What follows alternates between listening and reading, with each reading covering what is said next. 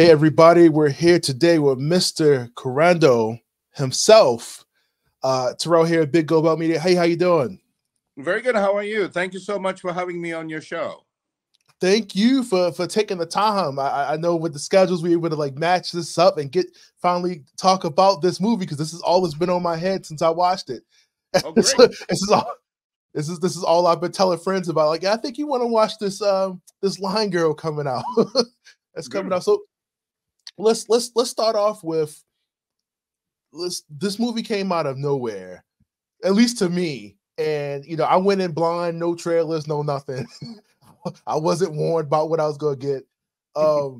What brought you into this project? Like what made you say, hey, you know what, I think I can run the reins of this particular project, seeing as how this is a pretty popular manga over in Japan? Well, it's a long story short. I was working on another project. I was after I've done my martial art action movie, my fifth feature called Karate Kill. I was in this 3-year-long development hell with the Japanese talent agency to do another movie, and my partner, for that project was Toei Video, one of Japanese major film studio, and they saw me, how bad I was treated during this 3-year development hell with other company, and they felt really bad for me, and so they were like, after when this project was disabandoned, Toei Video producers came to me and said, do you want to do something with us? And I said, I would love to. And so through our development sessions, we mutually came up with this name, Mr. Go Nagai, the living legend of Japanese manga world. I've been a fan of his work since I was in 4th grade, so all my life I've been a fan of his work. And Toei happens to have great relationship with him and his production company. So we were like, oh, we should approach Mr. Nagai for like to adapt some of his comic book into a live action movie or something like that. And so we pitched a few ideas. Mr. Nagai didn't like any of the ideas or some of the materials that we actually pitched. They were actually gearing up to do the theater production of it or something, so that contractually they couldn't give me the rights to adapt it into a live action movie, stuff like that. So consequently, I guess Mr. Nagai was inspired by my second feature called Samurai Avenger, and he actually created this whole brand new character called Lion Girl for us. And so Lion Girl is not based on previously published work. It's actually character and a little bit of a storyline specifically, Mr. Nagai came up with for us to adapt into a live action. So I was really honored, and the producers at the studio freaked out. They were like, "Oh my God, Mr. Nagai, the legend, created this whole new, a character for us and for this movie, and we have to make this into a movie." And so that's the birth of the project. That explains so much, because when I saw the legendary Toei intro with the waves, I was just like, hold up, Toei usually don't get that type of material from Toei, at least not on.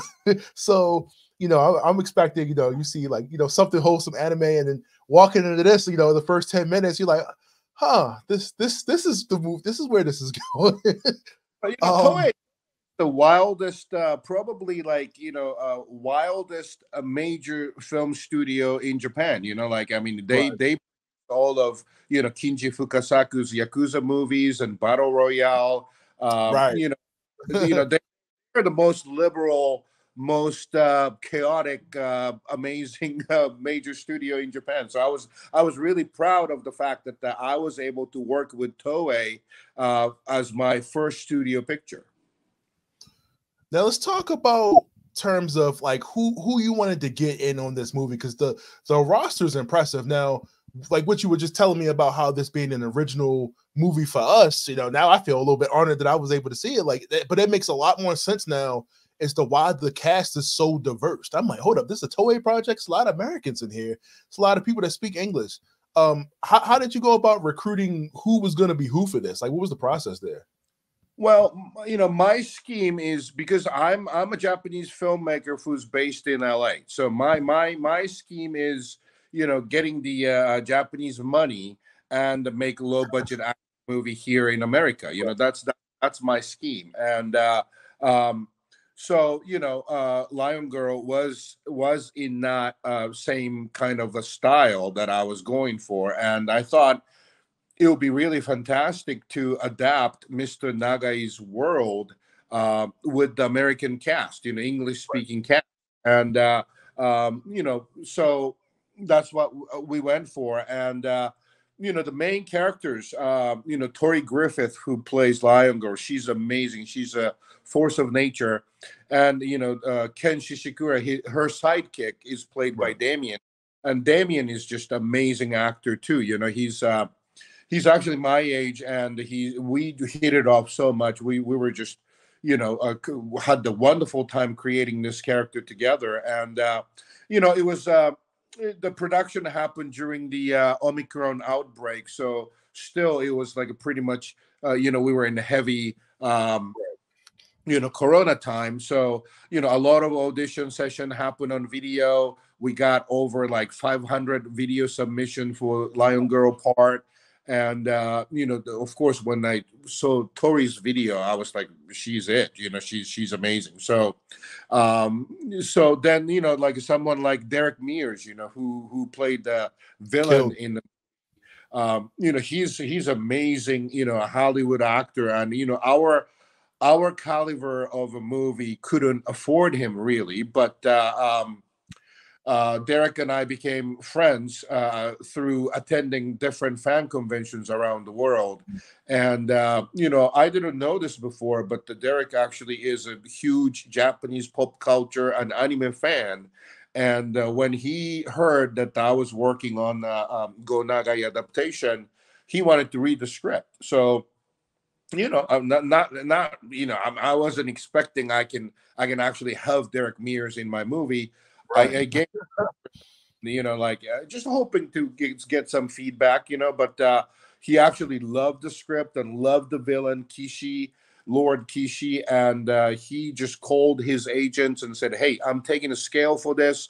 Don't book me for another job. I'm doing this movie. And so, he committed to the picture. And Derek Mears and his wife, Jenny, who actually plays sidekick to Kishi in the movie. So this was like actually the first picture that Derek and his wife Jenny were together on screen. But yeah, so I was really honored to be able to host that. But they both helped this picture and myself so much, both in front of the camera and behind the camera. So they're like when people say, oh, so and so is the nicest person in Hollywood, nicest person in the business, 99% of the time that's bullshit, but Derek Mears is the nicest person in business, and that's the truth. I'm gonna swear that on my son. One of the things I said in my review is that you can generally tell that people are having fun doing this movie. Like you can tell when somebody's like phoning in, like, this is, just trying to get a check, But that's again, you can tell people are having fun. As ridiculous as this story is, they still went in 100% and gave it their all. Like I was like, oh, they're really acting here. they're really okay. The way that this movie is done, where you kind of do a little bit of like the manga style, kind of doing like the recap, like how that happened. I thought that was really good. I'm not sure how much supervision you had over that, like how that looked, where they did like an animated manga basically over the scenes to kind of fill, which I really appreciate because we really don't have a lot of time all time to really fill in the backstory, which this movie kind of does in reverse. Like it kind of brings you in the future and then, tells you what's going on later on. How much like you said, you guys didn't have a huge budget, but it looked like it didn't like you had a small budget either, because there's a lot of people in this movie. How much did you want this to look, I guess, without as real as it could be without using like heavy CGI with the budget that you had? Well, it was challenging, you know. Like I think at the end of the day, I think the production budget was close to 700,000 or a little bit more, Okay. Which is still ultra low budget in Hollywood scale. I think that's about a catering budget for John Wick, you know. But you know, but so you know, we didn't have whole much money, but you know, we had the passion, you know, like you said, like you observed, like how, you know, all the cast were enjoying this, playing the characters and stuff. I mean, they were all of them are committed to this picture 200%, you know, because they understood the script. You know, it was basically, the script was about, you know, I had to write the script when pandemic was happening, the lockdown was happening, and on top of the lockdown, you know, for us, you know, who's living in North America, it was Trump America, you know, so it was Right. like, Crazy you know, it was times. like disaster on top of disaster, you know, and Right. it was a crazy time. So I was like, how the hell am I going to focus on fictional apocalypse when the real apocalypse is taking place in front of me, you know? And so, you know, writing the Lion Girl script became my salvation, my therapy. And you know, the monster in the movie ANOROC, that's Corona spelled backwards. Yeah, So it took me a minute to figure that out.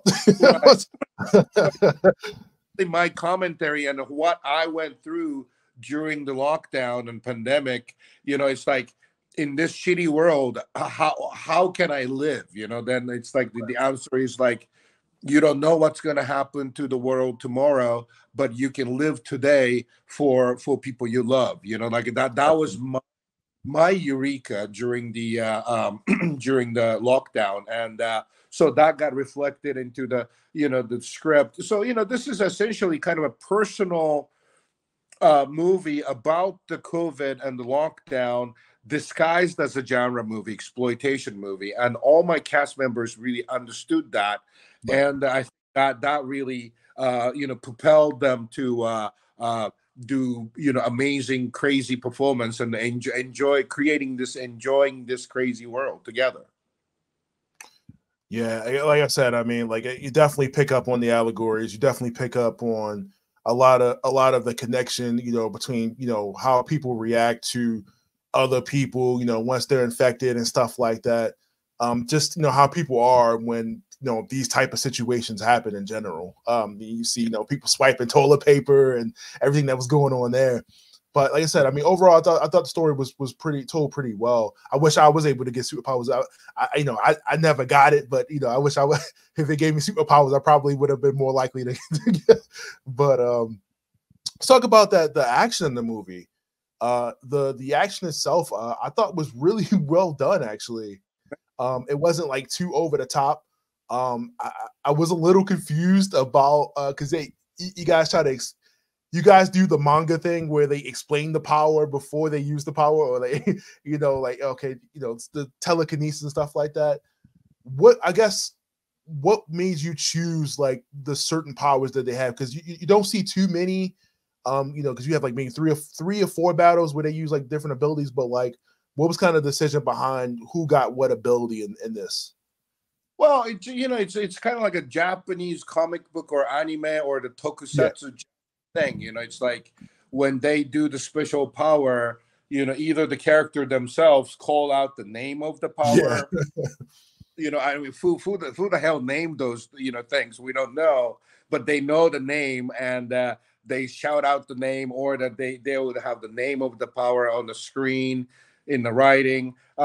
So, you know, I kind of adapted that style as a kind of a tongue-in-cheek, little bit of a you know, nods to the genre, you know, right, and we had so much fun, you know, like naming the different power. I mean, it was just kind of like random thing. The force tornado, Right. lion girl. It's like, I don't know, the tornado and the force work together, and there's a flame, uh, Yeah. comes out of the chest, and then the methylene beam and stuff like that. So that's like a rapid aging superpower. So I kind of went wild with the naming. I think I wanted to name the superpower as ridiculous as possible, so that it'll be jiving with the veins of anime sensibilities and tokusatsu sensibilities. I love my Toku. That's what really drew me into wanting to see this movie. Is my Okay. love for Kamen Rider, Super Sentai, of course Godzilla, stuff like that. So I was like, it didn't matter what was gonna come on screen. I was prepared for it, but I don't think I was fully prepared for this at all. Uh, in terms of like censorship, of course, Americans are so used to not getting quite what the Japanese put on film, and Koreans do in their movies. There's a lot of gore here, of course, nudity and stuff like that. But what was was there any restraint whatsoever about what you could show in this? Mr. Nagai's work are known for being very violent and very erotic. Like he's an equal opportunity offender, in the sense that both male characters and female characters, they all get naked, and they all get bloody death and stuff like Right. that. And that's like a Go Nagai signature thing. And when we started this project, I told my producers, like, I don't want to do the toned down version of Go Nagai World. Like, there has been like 3 or 4 pretty healthy budget live action adaptation of Mr. Nagai's work in Japan previously, but because they became big budget movies, they had to tone down the violence, gore, and the nudity.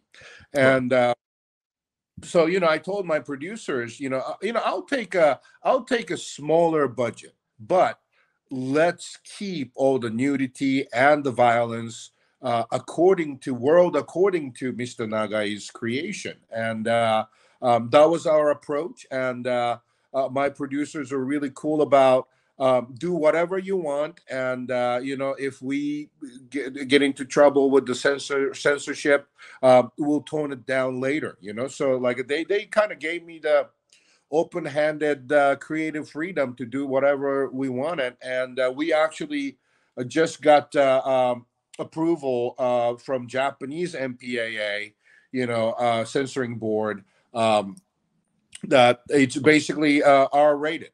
So it's Okay. not it's not NC-17. So it's pretty good. I think. I mean, it's not. The Lion Girl is kind of an innocent adult tokusatsu kind of thing. Right. It's not a sexual movie. So It kind of reminds me of Kamen Rider Amazons a little bit, where they kind of wanted to give that more of an adult theme, knocking people's heads off, stuff like that. sure, Make yeah, me think about that. yeah. The now is go ahead and get into this my final question here now. What are we doing in terms of distribution for this movie? Because that I couldn't find a lot of answers to. Like, what is the plans for that? Are you guys doing it? I mean, is it going to be home release? Are we doing Blu-rays? Like, what's the plan? Yeah, it was released for here in North America on VOD, different digital platforms, and physical media, DVD and Blu-ray, last Tuesday, November 7th. Oh, So, I want your viewers to pick it up, like check it out on the digital or buy the physical copies. Our Blu-ray is from Cleopatra Entertainment, and it's yes, low. It's loaded with all the extras. Like we have almost feature length behind the scene documentary on it. I did the full length audio commentary explaining about how the project came about, and how what symbolizes what, that type of thing.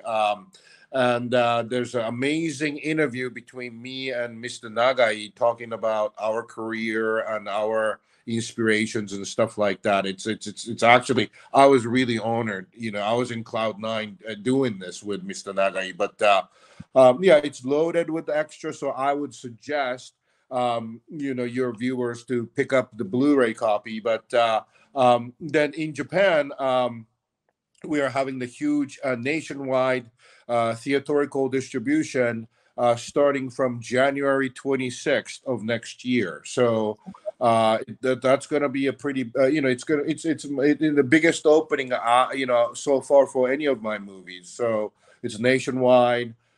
They're even making a T-shirt for it and baseball cap for it. So they're really treating this as a kind of a big movie over there, and I'll be attending the opening day and everything. So I'm looking forward to it. And I think there are some European distribution already set in works and stuff like that. So slowly but surely, it's not a major studio, major Hollywood production. So it's a Japanese studio movie. So it's taking a little bit of time, but I'm sure it's going to be available everywhere in the world very soon.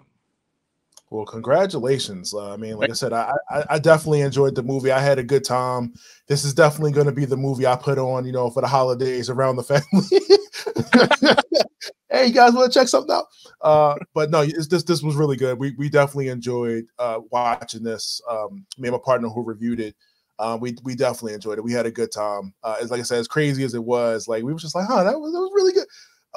But shout out to yourself, the director, the producers, the music team, the stunt people. Everybody did a really good job of putting this together. Like I said, dealing with the pandemic and everything else while having to do this, it's amazing that this even was even to come out. Is there anything that you want to tell the people that are going to see the movie? Anything that they should be looking forward to? Yeah, just please, check this out, kind of with open mind, and enjoy the movie. It could actually in this, wokeism world, this actually might be the last of its kind, good-hearted exploitation movie, so. We might be the last of its kind. So please check it out while it lasts and enjoy it. Well, look, I appreciate you once again for taking the time to do this interview with me today. It's been quite an enlightening experience. I was looking forward to this all week, and I'm glad we got to do it. Thank you so much, Mr. Kurando. Thank you. It was my pleasure to be on your show. Thank you so much. Thank you. Appreciate you. Thank you.